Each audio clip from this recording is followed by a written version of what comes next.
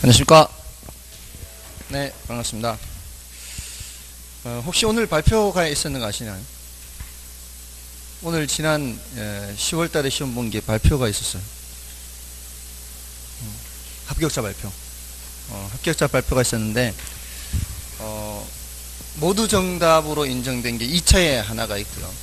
1차에는 모두 정답으로 인정된 게 하나도 없어요. 그러니까 원래대로 이제 됐고요.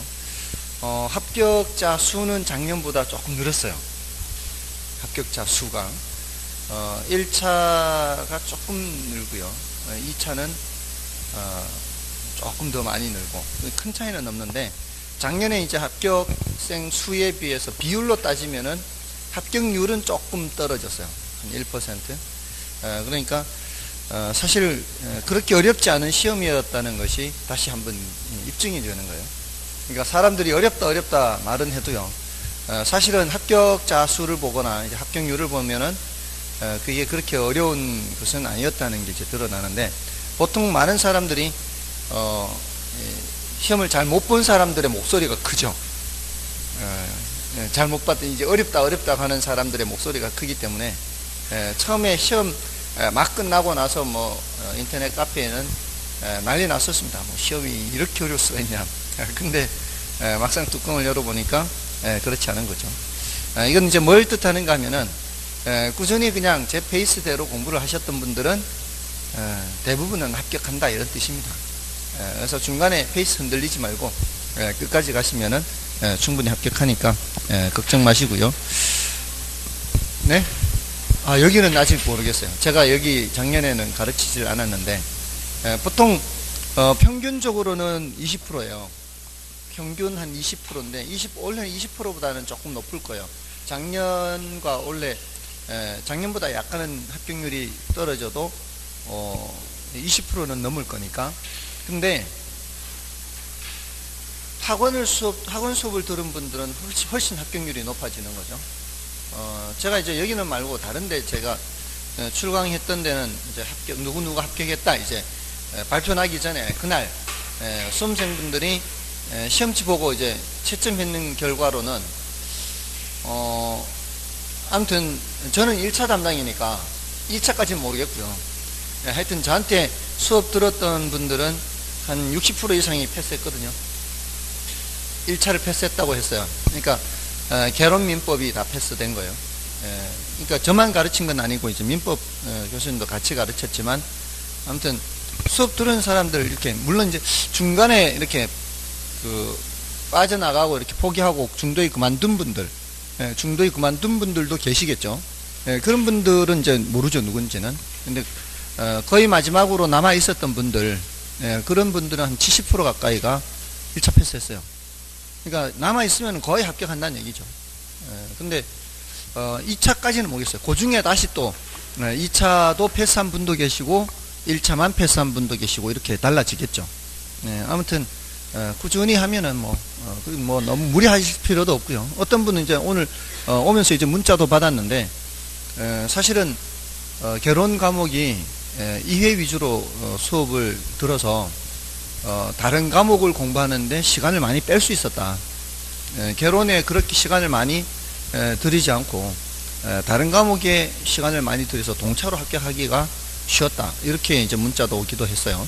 그러니까 제가 수업하는 방식은 2회 위주로 하는 것이니까, 이제 2회를 잘 해두시면은 따로 시간을 많이 내서 공부를 하지 않더라도 충분히 따라오실 수 있을 겁니다. 자, 오늘은 이제 할 차례가 어디죠? 투자론이죠. 투자론인데, 지금 여러분들이 이 교재를, 이 두꺼운 내용을 다 복습하는 거는 힘들 거예요. 그러니까 제가 터치를 해드린 부분들, 많이 터치해드린 부분들 위주로 복습을 하시고요. 별로 터치를 하지 않은 부분은 여러분도 보실 필요가 없습니다. 아무튼 이제 투자론 하는데, 첫째 주 했던 내용이 뭔가면은, 첫째 주에 총론을 했죠. 총론에서는 부동산 개념이 뭐냐, 부동산 분류도 했고요. 그 다음에 부동산 특성에 대해서 했고요. 이거는 이제 중요도가 낮다 그랬죠. 부동산 속성. 그런 것들은 이제 나중에 해도 늦지 않다 그랬고요. 요걸 위주로 하라 그랬고요. 부동산 개념에서는 법경기했죠. 법적 개념, 경제적 개념, 기술적 개념. 자, 이 중에서 분량이 제일 많은 것은 법적 개념이라고 그랬죠. 법적 개념은 다시 협의의 부동산과 광의의 부동산. 자, 이런 표현은 법에 있는 것은 아니죠. 학자들이 이렇게 그냥 분류를 했을 뿐이고요. 다만 이제 민법에 규정된 부동산이 바로 토지 및 그 정착물에서 그걸 학자들이 분류하기를 협의의 부동산이라고 분류를 하는 거죠. 그래서 토지 및 그 정착물에서 앞으로 뭐에 대해서 자세히 해야 된다고요? 정착물에 대해서 자세히 해야 된다 그랬죠. 땅에 붙어 있는데 잠깐 동안 붙어 있어서는 아니고요. 항구적으로 그 물건이 효용이 끝날 때까지 그 자리에 붙어 있어야 정착물이죠. 그러면서 뭐 독립정착물, 종속정착물. 자, 요게 이제 과제가 더 남아 있고요. 그 다음에 광의의 부동산은 협의의 부동산에다가 준부동산을 더하죠. 요것도 이제 조금만 더 하면 돼요. 요건 준부동산은 민법상 부동산은 아니지만 민법상 부동산처럼 등기 등록이라는 공시수단을 갖는 그런 물건이라고 그랬죠. 자, 요게 이제 분량이 좀 있고요. 나머지 경제적 개념이나 기술적 개념은 단어 정리만 하면 된다 그랬죠. 단어 구별만 하면 된다 그랬죠. 경제적인 측면에서는 부동산도 상품으로 본다 그랬고요. 생산재나 소비재 이런 표현들 또는 자산, 자본 이런 표현들. 그 다음에 요거 기술적 개념은 공간, 자연, 위치, 환경 뭐 이런 단어들, 토목, 지질 이런 단어들 구별하면 되는 거고요. 그 다음에 부동산 분류에서는 토지 분류를 했죠. 여러 가지 측면에서 분류를 할 수 있는데 그 중에서도 대택부 뭐 이렇게 대지, 택지, 부지, 택지를 중심으로 기억하시라 그랬고요. 그 다음에 후보지, 이행지, 대분류상 전환 중인 토지, 소분류상 전환 중인 토지, 그리고 필지, 획지, 법적 개념이냐 경제적 개념이냐.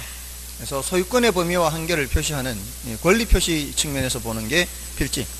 부동산 활동, 개발이라든가 뭐 관리라든가 거래라든가 부동산 활동의 단위, 이게 획지 이렇게 되죠. 그래서 두 필지 이상이 하나의 획지가 될 수 있다 그랬죠. 우리가 하나의 개발 현장을 볼 때 그는 획지를 보는 것이고요. 그게 몇 필지인지는 확인을 해봐야 된다 그랬죠. 그래서 필지, 획지. 그 다음에 나지, 건부지, 지상에 건물이 있는 땅, 건물이 없는 땅. 건부지의 경우에는 건부 감가가 발생할 수도 있고 건부 증가가 발생할 수도 있다. 맹지, 자로형 토지, 도로에 접합면이 없는 토지, 좁은 입구로 연결되어 있는 토지, 그 다음에 법지, 빈지, 법으로만 소유할 뿐 활용 실익이 없거나 적은 토지. 빈지는 물가, 바닷가라 그랬죠. 바닷가, 물가, 빈자. 이런 땅들. 또 포락지, 집안의 절토되어 무너져 내린 토지로서 전답 등이 하천으로 변한 토지 또는 수면 밑으로 잠긴 토지, 물의 침식 작용으로 나타나는 거죠. 이런 거 했고요. 맞나요? 그 다음에 이제 두 번째 주는 수요 공급을 했어요. 이제 여기서부터는 강론이죠. 강론에 먼저 이제 경제론을 했죠. 경제론에서 수요 공급이 있었고, 경기 변동이 있었어요. 요거는 이제 중요도가 좀 낮고 한 문제 정도고요. 여기 이제 중요도가 높다 그랬죠. 수요 공급에서는 수요 공급의 개념에서 정리를 해야 되는 게 있었고요. 그 다음에 수요량 변화, 수요 변화, 이거 굉장히 중요하다 그랬죠. 수요량 변화, 수요 변화. 그 다음에 공급량 변화, 공급 변화.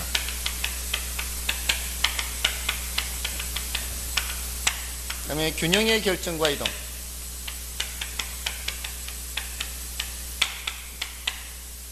그 다음에 탄력성. 탄력성은 난이도가 좀 높다 그랬죠. 그래서 요거 위주로 했었습니다. 개념에서는 유량 변수와 저량 변수를 구별하는 게 있었죠. 그래서 수요라고 하거나 또는 공급이라고 할 때 일정 기간 동안 구매하고자 하는 욕구, 일정 기간을 전제로 해서 측정하는 것이 유량 개념, 일정 시점을 전제로 저량 개념. 나중 되면은 요 구체적인 항목을 구별할 수 있어야 된다 그랬죠. 유량 개념의 대표적인 것은 소득이라 그랬고요. 소득과 관련되는 것은 들어오는 거든 나가는 거든 유량 개념이에요. 그다음에 저량 개념은 재고, 자산 개념이 대표적이라고 그랬어요. 그 재고나 자산 계산 관련되는 것은 전부 다 이 저량 개념이라고 그랬죠. 그리고 일정 기간 동안 구매하고자 하는 했죠. 전체 개념이죠. 사버린 것을 측정하는 게 아니라 사려고 하는 것을 측정한다 그랬어요. 그래야 그게 가격에 영향을 미친다 그랬죠. 산 사람은 이미 산 사람은 가격에 영향을 미칠 수 없다 그랬죠. 그래서 사전적 개념이고요. 그렇게 하는 욕구는 유효 수요와 잠재 수요 이렇게 있는데, 유효 수요는 구매 의사와 지불 능력이 모두 있는 수요를 말하고요. 잠재 수요는 구매 의사만 있는 거죠. 시장에 등장하는 수요는 어떤 걸 측정한다 그랬어요? 돈 들고 와야 된다 그랬죠. 돈 들고 와야 됩니다. 돈 없으면 소용이 없어요. 그래서 유효 수요만 측정한다. 개념에서 그런 내용 했고요. 그 다음에 이제 수요량 변화, 수요 변화를 할 때는, 자, 이게 수요량에 영향을 미치는 요인들이 여러 가지가 있다 그랬죠. 그 재화의 가격만 있는 게 아니고, 소득, 관련자 가격, 여러 가지가 수요 결정 요인이라고 그랬어요. 근데 그 중에서도 특히 가격과 수요량과의 관계를 그래프로 나타낸 것이 수요 곡선이고요. 수요 곡선에서 우리가 확인할 수 있는 것은 가격과 수요량과의 관계입니다. 그래서 그 가격이 변할 때 수요량이 변하는 양을 이 수요량 변화라고 얘기를 하고요. 가격 외에 다른 요인이죠. 가격 외에 다른 요인이 변해서 수요하고자 하는 양이 변할 때는 수요 변화라 그랬죠. 근데 그 수요 변화는 새로 이 수요 곡선을 그려야만 된다 그랬죠. 그래서 이거는 새로 수요 곡선을 그려서 나타내야 되고요. 소득이 변하든 관련자 가격이 변하든 인구가 변하든 기호가 변하든, 근데 이거 가격이 변하는 것은 새로 이 선을 그리는 게 아니라 같은 수요 곡선상의 점의 변화다. 그러면서 길이가 변한다. 마찬가지 논리로 공급량 변화와 공급 변화도 그 재화의 가격이 변하면 공급량 변화, 가격 외의 요인이 변하면 공급 변화. 공급 변화에는 소득이나 인구 이런 게 안 들어간다 그랬죠. 생산 기술 수준이나 생산 요소 가격 이런 것들이 변하면 공급 변화입니다. 다음에 이제 균형의 결정했고요. 균형이라는 것은 수요량과 공급량이 똑같을 때 이게 이제 균형이고요. 균형이 아닌 상태를 불균형. 불균형은 초과 공급인 불균형과 초과 수요인 불균형이 있다 그랬죠. 기억나시나요? 초과 공급인 불균형은 가격이 하락하게 되고요. 초과 수요인 불균형은 가격이 올라가죠. 그러니까 초과 공급 초과 수요 할 때 머릿속에 이 무대를 그리라 그랬죠. 초과 공급은 공급자들이 시장이라는 무대에 더 많고 수요자들이 더 적은 상태. 그럼 가격이 내려가면서 공급자들 중에 일부는 빠져나가고 밖에 있는 수요자들 또 등장하고 그러면서 같아지게 되는 거죠. 불균형에서 균형으로 갈 때는 이렇게 가격이 움직임이 나타나기 때문에 수요량과 공급량이 변해요. 이 수요량 공급량 변화 이 두 개가 변해서 결국 균형으로 가게 되는 거죠. 근데 이게 그래프로 나타낼 때는 수요 곡선과 공급 곡선이 교차하는 점이 바로 균형이에요. 이 결정된 균형이 이동하는 것은 교차점이 이동한다는 거예요. 교차점이 이동한다는 것은 어떤 경우밖에 없어요? 교차점이 이동하는 것은 수요 곡선이나 공급 곡선이 이동하는 겁니다. 그죠? 수요 곡선이나 공급 곡선이 이동을 해야 교차점이 이동을 하는 거죠. 그래서 균형의 이동이라고 하는 것은 이런 것들이 나타나면 이동하게 되는 겁니다. 그래서 잠잠하던 시장에 수요가 증가하면 가격이 어떻게 돼요? 질문했죠. 잠잠하던 시장에 수요가 증가하면 가격이 올라간다. 그게 바로 균형 가격이 올라간다는 의미예요. 생략해서 그냥 가격이 올라간다 이렇게 하는 거거든요. 근데 가격만 묻지 않고 이제 앞으로는 균형 거래량도 물어요. 잠잠하던 시장에 수요가 증가하면은 가격만 올라가는 게 아니고 체결 건수, 중개사무소에 계약서 쓰는 것 어떻게 늘어나죠. 거래량이 증가하는 거죠. 그러니까 시장이라는 무대에 수요하고자 하는 사람이 늘어나거나 공급하고자 하는 사람이 늘어나게 되면은 그거는 거래 건수는 늘어난다 그랬죠. 공급하는 사람들이 늘어나도 시장은 북적북적거려지기 때문에 거래량은 많아진다고요. 체결 건수는 많아져요. 대신 공급이 증가할 때는 가격이 내려가게 되는 거죠. 그렇죠? 파는 게 많아지면은 사는 게 많아지면은 가격이 올라가면서 거래량이 많아지는 거고, 파는 게 많아지면은 가격이 내려가면서 체결 건수는 많아지는 겁니다. 그러니까 중개사무소 입장에서는 사실은 체결 건수 많으면 괜찮은 거예요. 내려가더라도 파는 사람이야 별로 마음은 안 좋겠지만 중개 수수료는 받아야 될 거 아니에요. 그 사람이야 좀 마음은 그래도. 그러니까 아무튼 중개 수수료는 발생, 거래 건수는 늘어나는 거예요. 가격이 하락하더라도. 그래서 수요든 공급이든 증가하면 거래량은 증가고요. 수요든 공급이든 감소하면 거래량은 감소하는 겁니다. 그게 이제 이동이고요. 탄력성 수량 변화의 크기 정도라고 했어요. 수량이 많이 변하면은 탄력성이 큰 거고요. 수량이 적게 변하면 탄력성이 적은 거라 그랬죠. 근데 그게 가격이 변할 때 수량이 변할 수도 있고, 소득이 변할 때 수량이 변할 수도 있고, 관련제 가격이 변할 때 수량이 변할 수도 있거든요. 그래서 그 종류가 뭐 가격 탄력성, 소득 탄력성, 교차 탄력성 뭐 이렇게 있는데, 가장 중요한 것은 가격 탄력성이에요. 가격이 변할 때 수량이 많이 변하는 재화가 있고요. 가격이 변할 때 수량이 적게 변하는 재화도 있다 그랬죠. 그 많이 변하는 재화가 바로 사치제 같은 거, 이런 것들은 탄력성이 커요. 근데 우리가 먹는 음식 필수제는 탄력성이 적은 재화죠. 그래서 그 재화의 성격에 따라 정부 정책이 달라져요. 보통은 필수제의 정부 정책이 집중돼 있어요. 필수제. 그래서 그런 탄력성을 공부하게 되는 겁니다. 그 다음에 이제 경기가 오르락 내리락 반복하는 현상을 경기 변동 뭐 이렇게 했고요. 자, 요거는 이제 나중에 더 해도 되니까. 다음에 이제 지난주에 했는 게 정책론이죠. 시장론이죠. 그 다음에 정책론. 시장론에서는 조금만 설명드렸죠. 이거는 이제 부동산 시장의 특성과 부동산 시장의 기능. 요거 잠깐 했죠. 여기서는 이제 과장국수 비비자 했고요. 여기서는 자고가 정량 뭐 이렇게 했죠. 근데 그 중에서도 시장 기능을 해야 정책론에서 어떤 내용을 했어요? 시장 기능 중에서 자원 배분 기능을 말씀을 드렸죠. 자본주의 사회에서는 누가 자원을 배분한다? 시장이 자원 배분한다 그랬죠. 자, 이제 앞으로는 자본주의 사회에서 이런 말 안 해도요. 자원 배분 누가 한다 그러면은 시장이 한다. 이게 나와야 돼요. 시장이 하는 역할이 뭐예요? 그럼 자원 배분. 이게 제일 먼저 나와야 돼요. 그렇게 시장이 자원 배분을 해도 효율적으로 배분할 수 있다 그랬죠. 시장이 손도 없이 발도 없이 어떻게 효율적으로 배분한다 그랬어요? 시장이 손도 없이 발도 없이 어떻게 시장이 자원을 배분해요? 효율적으로. 시장에서 형성되는 가격 보고.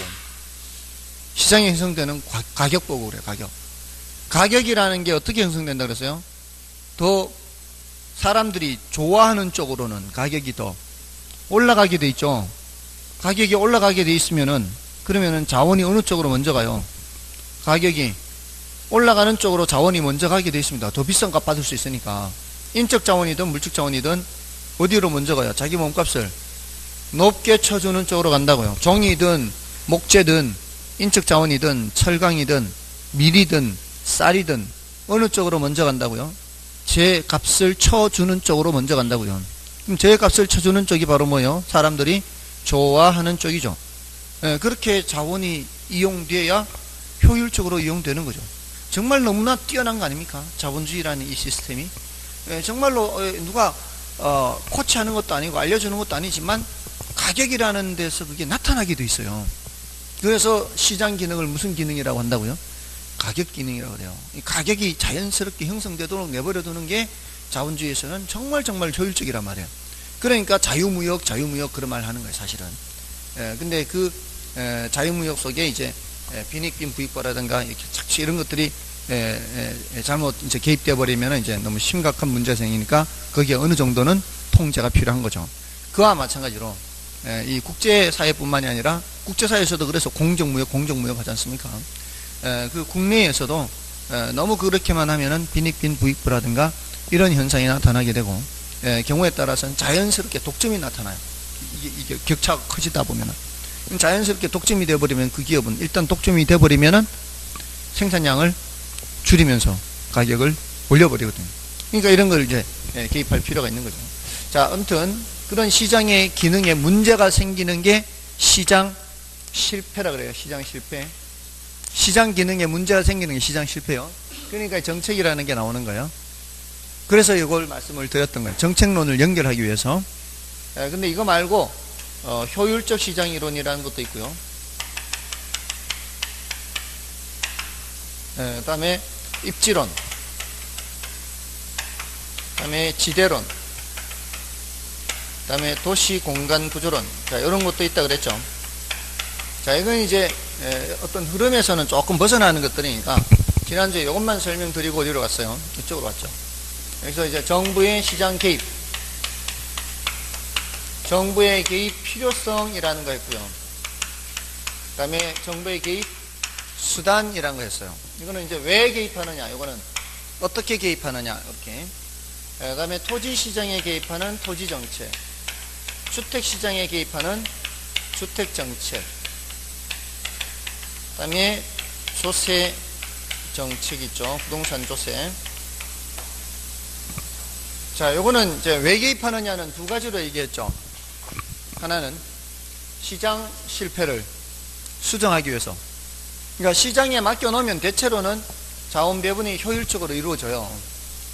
높이 가격이 형성되는 쪽으로 자원이 가는데, 문제는 공공재라든가 이런 것들은 필요한데도 불구하고 그런 거는 가격이 형성이 될 수가 없어요. 사람들이 만들지를 않아요. 필요한데도 불구하고. 그런 거 만들면 만든 만큼 만든 사람이 손해요. 민간에 맡겨놓으면. 자, 그러니까 그런 거는 시장이 할 수가 없는 거죠. 시장이 할 수가 없는 거를 수정하기 위해서 개입해야 되겠죠. 그래서 어떻게? 시장 실패를 수정하기 위해서. 자원이 등대 같은 거 만드는 쪽으로 흘러들어가지 않는다 그랬죠. 그러면은 자원이 효율적으로 사용되지 못하는 거예요. 그럴 때는 자원을 더 효율적으로 사용하기 위해서 그쪽으로도 자원을 배분을 시켜야 돼요. 그래서 정부가 개입하는 겁니다. 또 하나는 처음서부터 시장이 할 수 없는 게 있다 그랬죠. 형평성 측면의 그런 정책들은 민간에서는 할 수 없어서 하는 것들이란 말이에요. 그래서 사회적 목표를 달성하기 위해서 이렇게 개입하는 거죠. 이게 이제 주로 형평성 측면이라면 요거는 효율성 측면이라고 볼 수 있어요. 효율성과 형평성은 서로 상충하는 개념이에요. 그 다음에 어떻게 개입하느냐, 이거는 직접 개입하느냐, 간접 개입하느냐, 토지 이용 규제를 하느냐.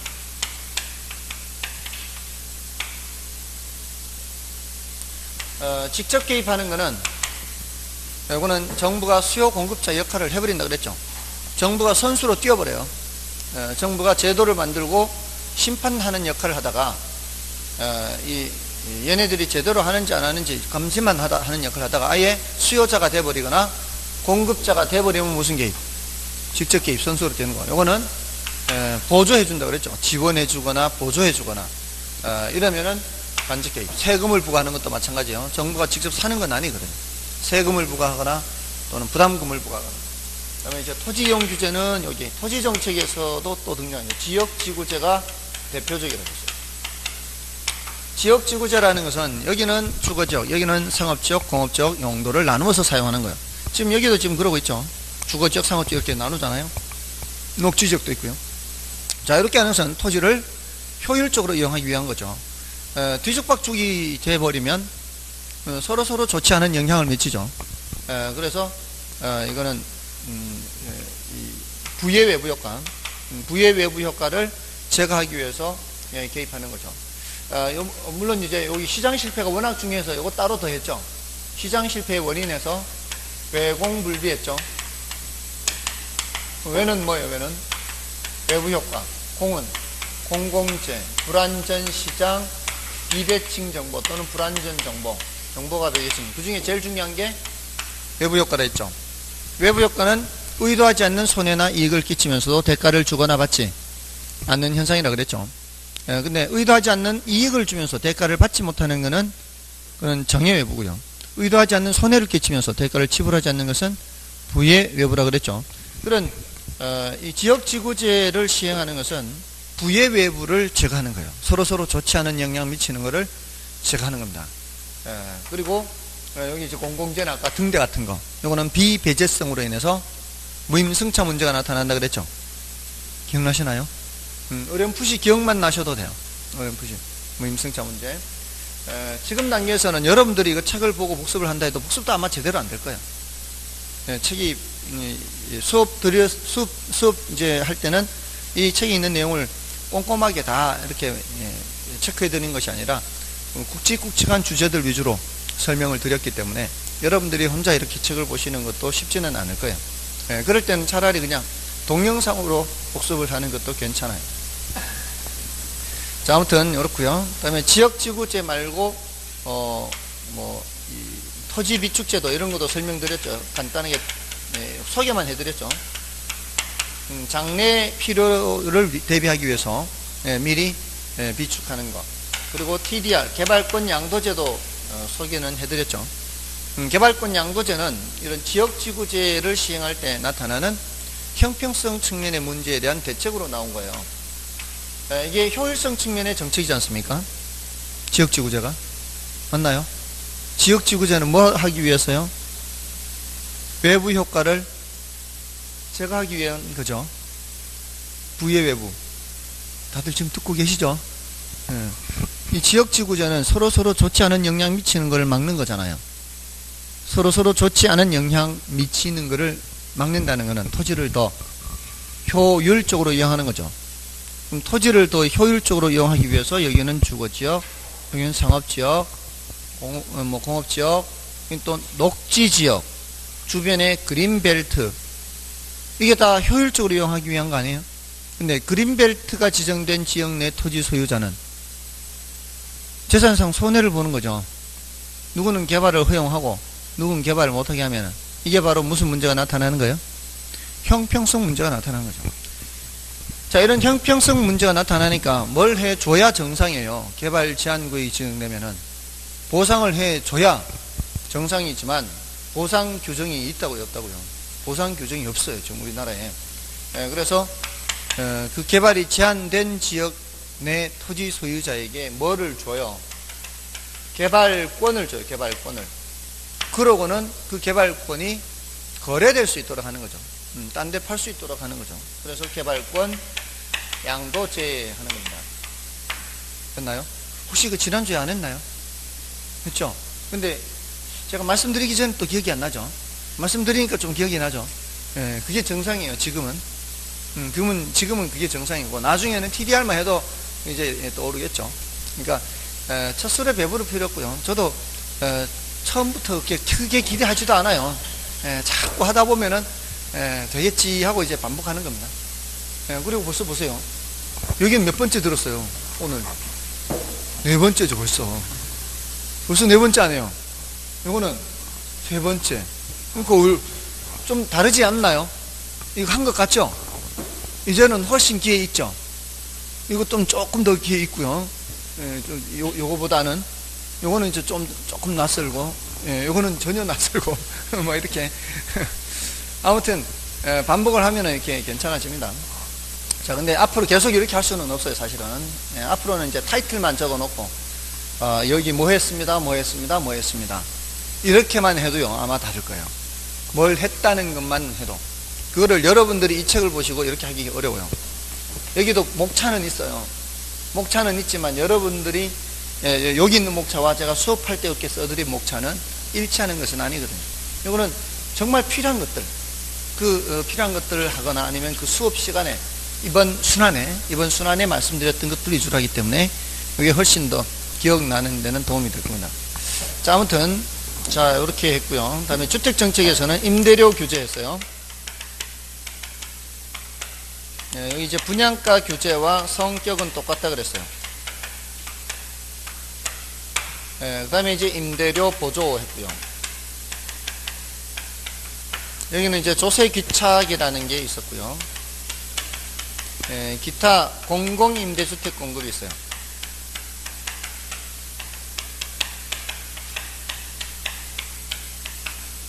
자, 여기서는 임대료 규제에서는 시장 임대료가 어떻기 때문에 규제한다 그랬어요. 시장 임대료가 너무 높기 때문에 규제한다 그랬죠. 시장 임대료가 너무 높은데 규제하는 임대료는 그거보다는 낮게 규제를 해야 되겠죠. 자, 시장 임대료보다 낮게 규제했을 때 나타나는 효과는, 자, 수요 공급 얘기를 해야 돼요. 구체적으로 얘도 물론 수요 공급 얘기하고 얘도 수요 공급, 다 수요 공급 얘기하는데, 수요자들은 어떻게 하려고 해요? 더 넓은 집으로 가려고 하겠죠. 임대료를 규제하면은 지금 뭐 단칸방에 살던 사람들, 좁은 집에 살던 사람들은 방 2칸짜리 조금 더 넓은 집으로 가려고 하겠죠. 이게 바로 뭐예요? 수요가 증가하는 거예요. 수요가 증가하는데 공급자들은 돈이 돼요, 안 돼요? 돈이 안 되면은 공급량을 줄이겠죠. 근데 공급량을 줄이는 게 주택의 경우에는 지금 당장 철갈 수는 없단 말이죠. 그러니까 짧은 시간 내에는 그렇게 많이 줄어들지는 않아요. 그냥 수요하고자 하는 게 더 늘어날 뿐이죠. 근데 시간이 흐르면 흐를수록 어떻게 되겠어요? 철거된 후에는 새로 짓지는 않는다고요. 그러니까 시간이 흐를수록 주택은 점점 부족해져요. 그리고 사려는 사람은 많아져요. 그럼 이 격차가 점점 벌어지겠죠. 이게 이제 초과 수요라고 하는 거예요. 이제 초과 수요가 나타나면 시장 정상적인 상황이라면 어떻게 돼요? 가격이 높게 형성되고 물건은 없으니까 공급 물량을 더 늘리고 가격 올라가면은 수요량을 줄여야 정상이죠. 근데 정부가 어떻게 하고 있어요? 못 올라가게 막고 있다 이 말이에요. 막고 있으니까 이게 이제 압력이 발생하는 거예요. 이렇게 용수철 50cm짜리를 40cm로 이렇게 누른다고 생각해 보세요. 자, 근데 이게 단속이 느슨해지면 어떻게 돼요? 용수철이 튀어 올라서 올라간단 말이에요. 그러면 이게 원래 50cm짜리가 어디까지 튀어 올라갈 수도 있어요? 더 높게 튀어 올라간다. 그러니까 계약서에는 한 40만원 쓰면서 실제로는 한 20만원 50만원 가지고 안 돼 이제 20만원 더 좀 60, 70 이렇게 웃돈을 20, 30을 더 올려줘야 돼요. 집이 부족하기 때문에. 그렇게 돼버리면은 오히려 부작용이 더 심해지죠. 그래서 이게 시간이 가면 갈수록 이거는 부작용이 더 심해져요. 그래서 이거는 오랫동안 시행하는 정책이 아니에요. 그러면서 이제 여러 가지 부작용이 임대인들은 돈이 안 돼요. 40밖에 못 받으니까. 물론 웃돈을 얹어받는 임대인은 뭐 수리도 해주고 수선도 해주고 이렇게 하겠지만 처벌이 두려운 임대인은 40밖에 못 받는단 말이에요. 그러면 40 받는 임대인들은 수리 수선 같은 거를 잘 안 해주려고 하겠죠. 그럼 주택이 질적으로 떨어져요. 그러니까 싼게 비지떡이 싼 것처럼 이렇게 싼 게 비지떡인 것처럼 그렇게 되어버릴 가능성도 있고요. 다음에 임차인들은 집을 구하기 힘들죠. 그나마도 집을 구하기 힘들면 이사를 가기가 어려워요. 한번 생각해 보세요. 여러분들 여기 직장을 여기 다니다 다른 데로 옮겼으면 그 직장 근처로 가는 게 편리할 거 아니에요. 그럼 직장 근처로 가려면 집을 구해야 갈 거 아니에요. 전체적으로 집이 부족해요. 집을 구하기가 어렵죠. 집을 구하기가 어려면 이사를 가기가 어려워요. 이동이 저하돼요. 그래서 교통비가 증가하고 이런 여러 가지 파생되는 부작용들이 있어요. 그래서 이게 그렇게 바람직한 정책은 아니에요. 분양가 규제도 마찬가지예요. 이거는 잠깐 동안만 하다가 말아야 돼요. 지금 여기 전국적으로 이제 투기 지역에 대해서 이제 규제하는 지역이 많죠. 근데 이런 거를 오래 하면 안 되는 거예요. 잠깐 동안 이제 과열 보일 때 그때 잠깐만 하고 빨리 풀어야 되는 것들이고요. 그다음에 이제 임대료 보조하면 이제 보태주는 거잖아요. 보태주면은 임차인들의 실질소득이 어떻게 해요? 실질소득이 올라가죠. 실질소득이 올라가게 되면은 그러면 수요를 증가시키겠죠. 이제 더 넓은 집으로 갈 거 아니에요. 보태받아가지고. 자, 근데 그 과정에서 뭐가 올라가요? 수요를 증가시키면은. 수요 공급에서 했잖아요. 수요 공급에서. 수요가 증가하면은 가격이 원래 임대료가 올라간단 말이에요. 그럼 임대료가 올라가면은 그 혜택을 누구도 본다는 얘기예요. 임대인들도 혜택을 본다는 얘기예요. 그러니까 임차인이 다 혜택 보지는 못한다는 얘기예요. 그러면 이제 임대인 입장에서는 임대료가 올라갔으니까 돈이 되니까 공급을 증가시키죠. 공급을 증가시키면 이제 임대료가 내려가서 나중되어야 이제 임차인이 다 혜택을 보는 그런 이제 수요 공급 과정을 말씀을 드렸어요. 그러니까 결국 수요 공급 얘기예요. 이런 것들이 다 수요 공급 얘기. 그다음에 조세 기척의 얘기는 조세를 부과하게 되면은 그 납세 의무자에게 부과하는데 그 납세 의무자에게 부과된 조세가 상대방에게 전가가 될 수 있다 그랬죠. 조세 전가로 인해서 최종적으로 누가 얼마만큼의 조세를 부담하느냐의 문제가 조세 귀착의 문제예요. 근데 이게 선택의 폭이 얼마나 많으냐에 따라 달라진다 그랬죠. 선택의 폭이 많으면 많을수록 조세를 덜 부담하게 돼요. 자, 제가 갖고 있는 원룸주택 10칸짜리 원룸주택이 있는데 그 원룸 10칸 중에 이제 다 세 들어 사는데 재산세를 저한테 매겼다고 제가 세입자들한테 10만원씩 더 올려 받겠습니다 했을 때 주변에 빈집들이 많다면 주변에 빈집들이 많다면 그쪽으로 가버리면 내가 빈집이 돼버리죠. 그러면은 내가 함부로 월세를 올릴 수가 없겠죠. 그러니까 임차인 입장에서 선택의 여지가 많다면 제가 함부로 뭐를 전가를 못 시켜요. 세금을 전가를 못 시킵니다. 그럼 고스란히 누가 부담해야 돼요? 제가 부담해야 돼요. 이거는 수요자들의 선택의 여지가 많을 때 얘기해요. 수요자들의 선택의 여지가 많다는 것이 바로 수량 변화를 크게 할 수 있다, 이 의미예요. 제가 갖고 있는 주택의 그 원룸 10개 중에 수량을 얼마나 크게 변화시킬 수 있느냐 없느냐, 이 탄력성과 관련된 수요자들의 탄력성이 크다, 이 소리는 수요자들이 선택의 여지가 많다, 이 소리와 같은 거예요. 선택의 여지가 많다, 탄력성이 크다, 그럴수록 부담하는 세금은 적어지는 거죠. 그래서 탄력적일수록 덜 부담한다, 비탄력적일수록 더 부담한다. 이게 가장 핵심되는 결론이었어요. 그런 내용들을 지난주에 했던 겁니다. 공공임대주택 공급은 이제 나중에 또 말씀을 드리고요. 자, 요런 내용들이에요. 앞으로 이제 요 내용들에 대해서 주로 수업을 합니다. 지금 여기 써져 있는 거.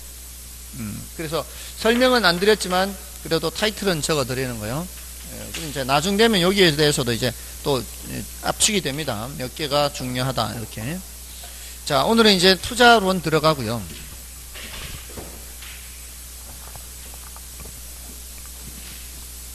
자, 이 복습하는 게 시간이 조금 걸리기는 한데, 사실은 이 복습의 효율성을 제가 알기 때문에 이렇게 복습을 하는 거예요, 사실은. 보통은 한 20분 정도 복습하면 되는데, 처음서부터 다 복습하니까 시간이 조금 더 걸렸죠. 그게 훨씬 낫죠. 그거 잠깐이지만 그 잠깐의 복습 효과가 굉장히 높습니다. 그러니까 지금 이렇게 제가 이렇게 앞에서 이렇게 보여드리는 게 앞으로 여러분들도 가능하면 이런 식의 학습 방법을 택하라는 뜻입니다. 자, 오늘 이제 투자론은 투자론 이제 투자론 기초에 해당하는 부분이 있고요. 여기는 이제 지렛대 효과가 중요해요. 지렛대 효과. 다음에 위험과 수익이라는 단원이 있고요.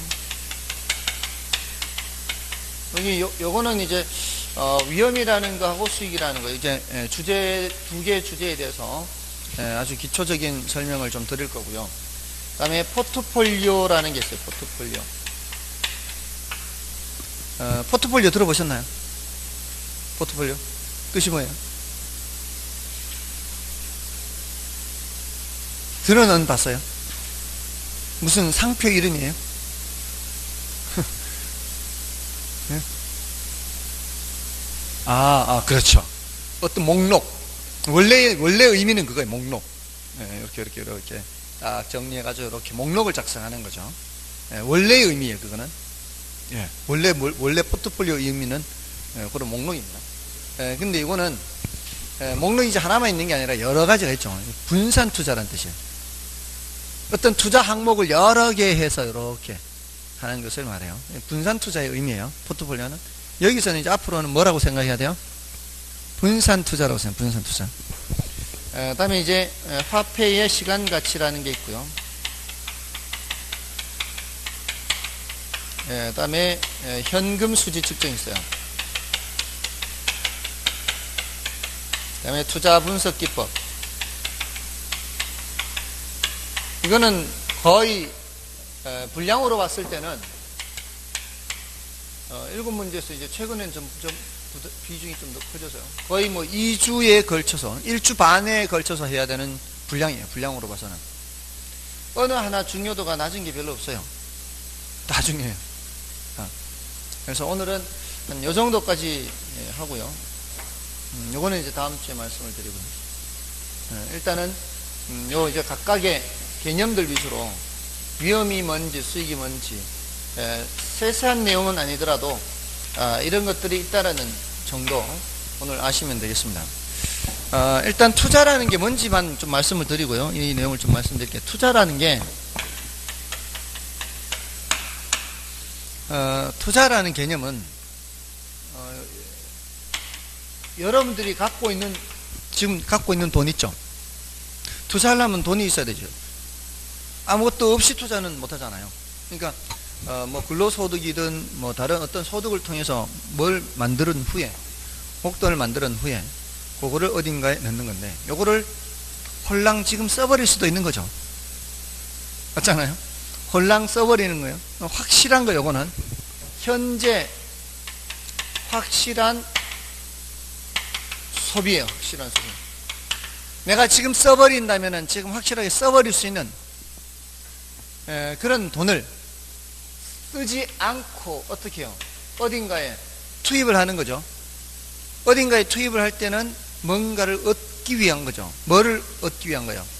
수익을 얻기 위한 거죠. 수익. 그 수익은 확실한 거예요? 불확실한 거예요? 불확실한 거예요. 언제 발생하는? 미래 발생하는. 요거를 교환하는 행위라 그래요. 교환.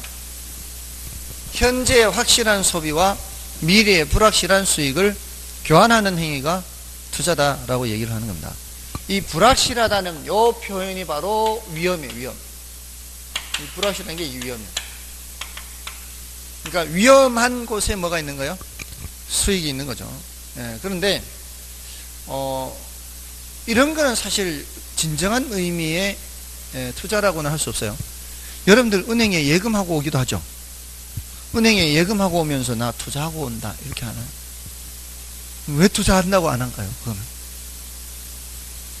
위험이 적은 정도가 아니고 위험이 없죠. 그거는 물론 아주 고액의 예금을 하면은 다를 수 있죠. 예금자 보호법의 범위를 벗어나는 예금은 은행이 망하면은 보호를 못 받을 수도 있죠. 원금이자 합쳐서 5천만 원까지는 보호가 되죠. 은행별로 있는 거는 다 되죠. 그러면은 은행별로 나누어서 하면 되죠. 얼마를 예금하면 돼요? 5천을 하면 안 돼요. 한 4천에서 4,500 이렇게 이자까지 해서 5천까지 보장이 되기 때문에 한 1년 만기로 넣어놓을 것 같으면 한 4,800 이렇게 800 정도? 그리고 돈이 있어야죠. 돈이 있어야 별로 고민 안 해도 되죠. 뭐 얼마까지 해야 보호되겠다 이렇게 그것도 나누어서 아무튼 저는 한 번도 고민한 적 없습니다. 아무튼 이게 이제 투자예요. 투자. 근데 우리가 펀드에 넣는다. 이거는 이제 예금하는 거하고 다르잖아요. 펀드에 넣는다 하면은 요 돈이 이제 몇 프로가 된다는 보장이 없죠. 마이너스가 될 수도 있고 그런 게 이제 드디어 이제 투자가 되는 겁니다. 됐죠? 자, 일단 투자의 개념은 그래요. 그래서 여러분들이 보실 때는 교재에서 그 투자 개념 어디죠? 페이지 수가 221쪽에 투자의 개념 해서 있죠. 그래서 그는 뭐 참고로 그렇게 보시면 되고요. 다음에 그 밑에 부동산 투자의 장점 해서 나오고 있죠. 제일 먼저 지렛대 효과가 있는데 넘어가 보십시오. 지렛대 효과하고 인플레이션 해치, 소득이득, 자본이득, 절세 효과 여러 가지가 있죠. 근데 이 여러 가지를 다 한꺼번에 생각하려고 하지 마시고요. 그냥 상식적으로 생각했을 때 여러분들이 생각하셨을 때 부동산 투자의 가장 큰 장점과 단점 한 개씩만 대답해 보세요. 장점과 단점 한 개씩만. 부동산 투자의 장점이 뭐가 있을 것 같아요? 그냥 이게 책을 보지 말고 그냥 우리가 부동산에 투자하면 어떤 장점이 있을까? 수익이 큰 편이에요. 또 비교적 안전한 편이에요. 수익이 크면서 비교적 안전해요. 그죠? 이 부동산 가격이 많이 올라가는 편이니까. 단점은? 예? 그게 뭐예요? 황금성이 떨어져요. 투자 금액도 많이 필요하고요. 돈만 있으면은 이제 부동산을 사면 좋겠지만 이제 돈이 부족하고 일단 황금성이 떨어진다는 가장 큰 단점이 있어요. 황금성이 유동성이 낮아요. 자, 근데 이게 수익이 괜찮다 그랬잖아요, 조금 전에. 수익이 괜찮다는 게 이제 그만큼 가격이 많이 올라간다는 얘기죠. 근데 그게 말이에요. 여기서는 어떤 식으로 표현을 하기도 하는가 하면은 인플레이션 해치라 그래요. 자, 이런 이제 단어가 이제 어려워요. 인플레이션 해치가 뭔가 하면은 자, 내가 돈은 많이 갖고 있어요. 뭐 1억, 2억 갖고 있어요. 부동산 살 돈 갖고 있어요. 근데 내가 1억을 예금으로 갖고 있을 때 인플레가 3% 발생하면은 은행에서 당신 예금해 놓은 기간 동안에 인플레가 발생했으니까 이자 말고 3% 인플레만큼 더 얹어 드릴게요. 이런 데 봤어요. 인플레 발생한다고 해서 더 이자를 쳐서 주는 거 보셨나요? 없죠. 예금 상품은, 그런 금융 상품은 인플레가 발생한다고 해서 더 쳐주지 않아요. 근데 부동산은 어떻습니까? 인플레가 발생한다는 사실이, 인플레가 발생한다는 게 이런 물건의 가격이 올라간다는 거 아닌가요? 물가가 올라가는 게 인플레 아니에요? 여러분들은 지금 물가가 올라간다는 게 인플레이션이라는 단어하고 같은 의미가 아니라고 생각하나요? 이걸 보지 마시고요. 물가 상승이 뭐하고 같아요? 이거하고 같다는 사실을 지금 모르시는 건가요? 이거 다들 아시죠? 말을 하세요, 말을. 지금 알았어요. 인플레가 물가 상승과 같아요. 인플레. 네, 인플레가 발생하면은 똑같은 월급이라도 먹고 살기가 점점 팍팍하잖아요. 뭐 추석 장바구니 물가가 어떻고 이런 말 하죠. 자, 인플레가 발생하면 돈의 가치가 어떻게 돼요? 돈의 가치가 떨어진다고. 돈 가지고 살 수 있는 물건이 그렇게 예전처럼 많지 않고 점점 줄어든단 말이에요. 그럼 물가 상승과 인플레가 같은 거예요. 자, 이럴 때 내가 돈으로 갖고 있으면 인플레가 발생하면 발생하는 만큼 손해죠. 예금도 마찬가지예요. 예금은 정해진 이자만 주기 때문에 인플레가 많이 발생해버리면 1년 전에 살 수 있었던 물건을 못 사게 돼요. 그 이자 얼마 받아가지고 부족하다고요. 맞나요? 근데 인플레라는 게 물건의 가격이 올라가는 거예요. 근데 그 물건의 가격이 모든 물건의 가격이 올라가는 게 아니라 평균적으로 올라간다는 뜻이에요. 평균적으로. 그러니까 어떤 거는 물건의 가격이 내려갈 수도 있어요. 근데 대체로는 어떻다고요? 대체로는 물건의 가격이 올라가요. 그게 이제 물가상승 인플레예요. 근데 그 과정에서 부동산 가격은 대부분은 올라가게 돼 있다고요. 자, 그럼 내가 돈으로 1억 갖고 있는 거 하고 1억짜리 부동산 사서 갖고 있는 거 하고 인플레가 발생한다면 어떤 게 더 좋아요? 당연히 부동산 갖고 있는 거. 그게 조금 전에 조금 더 많이 올라가면 다른 일반 재화보다 부동산 가격이 더 많이 올라가면 충분한 수익이 되고도 남는 거죠. 조금 전에 수익이 크다 그랬죠. 그 수익이 크다는 게 인플레가 되는 만큼 부동산 가격도 그만큼 많이 올라가는 편이기 때문에 그래요. 근데 이제 해지라는 말은 뭔 말이냐면, 이 해지라는 단어는 원래는 쐐기라는 뜻을 갖고 있어요. 쐐기 아시죠? 옛날 이제 나무를 뾰족하게 깎아가지고 땅에다가 박아서 뭐를 만들어요? 이렇게 울타리 만들죠. 울타리, 목책.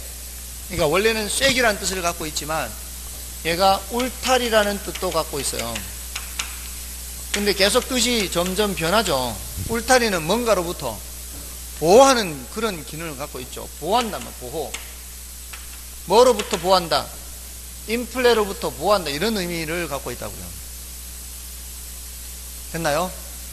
그게 이제 부동산 투자의 사실은 가장 큰 장점이라고 볼 수 있어요. 그러니까 이거는 물론 이제 새로운 용어를 사용해서 제가 설명을 드렸지만 부동산 투자에서는 정말 이것이 가장 큰 장점이라고 볼 수 있어요. 근데 가장 큰 단점은 환금성이 낮다는 거죠. 환금성이 낮습니다. 자, 그러면 그거 말고도 지금 거기 더 있죠. 자, 그거 말고도 더 있는 것 중에 지렛대 효과가 이제 시험에는 제일 많이 나오니까 이걸 지렛대 효과를 설명드릴 거고요. 자, 그게 이제 221쪽에 있는 거고요.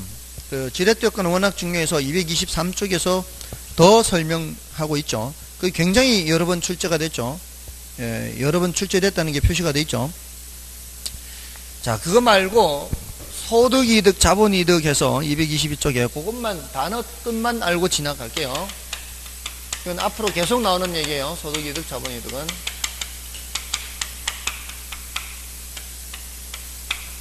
자, 그럼 결국은 일단 이번 단계에서는 장점에서는 뭐 기억하시고요.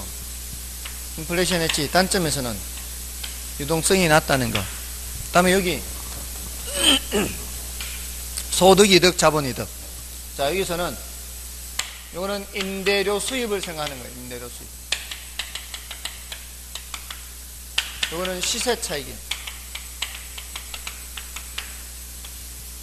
두 가지. 소득이득은 임대료, 자본이득은 시세 차익. 이렇게 기억하세요. 자, 우리 주택을 생각하면은 조금은 어색할 수 있어요. 주택에는 임대료가 발생하는 경우가 그렇게 많지는 않잖아요. 그 많은 주택 중에. 그런데 이렇게 생각하시면 되죠. 주택이라 할지라도 수익성 부동산은 있죠. 원룸 주택이라든가 뭐 이런 거. 자, 뭐를 전제로 해서 생각한다? 앞으로 투자론에서는 수익성 부동산을 전제로 해서 생각한다. 수익성 부동산. 아셨죠? 수익성 부동산은 뭐가 발생하는 거예요? 임대료가 발생하죠. 자, 요거는 매년 발생하는 거죠. 근데 요거는 언제 발생해요? 나중에 처분할 때. 자, 그러니까 이거는 몇 번 계산하는 거예요? 이거는 딱 한 번 계산하는 거예요. 5년간 운영하면 5년 후에, 10년간 운영하면 10년 후에. 요거는 언제 계산하는 거예요? 매년이라고 해요. 연간 단위를 기준으로 해요. 우리 왜 은행 금리 1.5%가 월 단위예요? 연 단위죠. 그러니까 모든 이런 퍼센트라든가 이런 기준, 계산하는 기준 단위는 매년으로 원칙으로 하는 겁니다. 매년. 그러니까 대출 이자율이 3.5%다. 이것도 뭐예요? 매년 연 3.5%다. 이렇게. 자, 연간 단위로 계산합니다. 자, 그 다음에 이제 지렛대 효과예요. 자, 이 지렛대 효과는 매우 중요하고요. 조금 이제 시간이 걸리니까 이건 좀 한숨 쉬고 그리고 좀 보겠습니다.